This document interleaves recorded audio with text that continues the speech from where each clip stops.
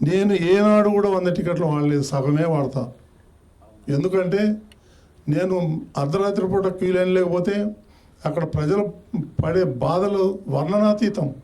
చిన్న చిన్న చంటి పిల్లలు వేసుకొని 20 గంటలు 22 గంటలు వాళ్ళు క్యూ లైన్లో ఉండి చాలా ఇబ్బందులు పడుతున్నారు. అది చూసి నాకు బాధేసి ఒక విఐపి వెళ్ళి దర్శనం చేసుకొచ్చే లోపల 25-30 మంది సామాన్య భక్తులు దర్శనం చేసుకుంటారు. అది నా కాన్సెప్ట్. ఒక్కొక్క రోజు 95,000 మంది దర్శనం చేసుకుంటున్నారు. సామాన్యులు మేము వేసినట్టు పెద్దపీట చంద్రబాబు నాయుడు గారు ఎప్పుడు సామాన్యులకు ఇవ్వండి సామాన్యులకు ఇవ్వండి అని.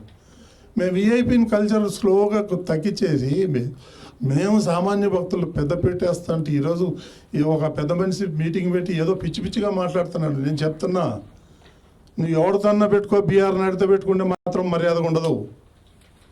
నా గురించి మీకు తెలియదు. నేను ఎంతకైనా తెగిస్తాను. తప్పు చేస్తే చెప్పండి, చొక్కా పట్టుకొని అడగండి, మేము సమాధానం చెప్తాం. ఇప్పటి వరకు ఒక్క చిన్న పొరపాటు కూడా చేయలేం మేము.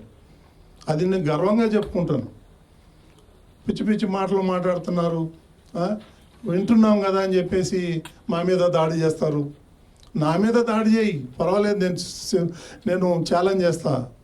కానీ వెంకటేశ్వర స్వామి మీద అడ్డం పెట్టుకుని ఎందుకు దాడి చేస్తారు? ఇక వేరే గుళ్ళు లేవా? వేరే ప్రార్థనా మందిరాలు లేవా? ఎందుకు టీటీడీ మీద పడతారు మీరు?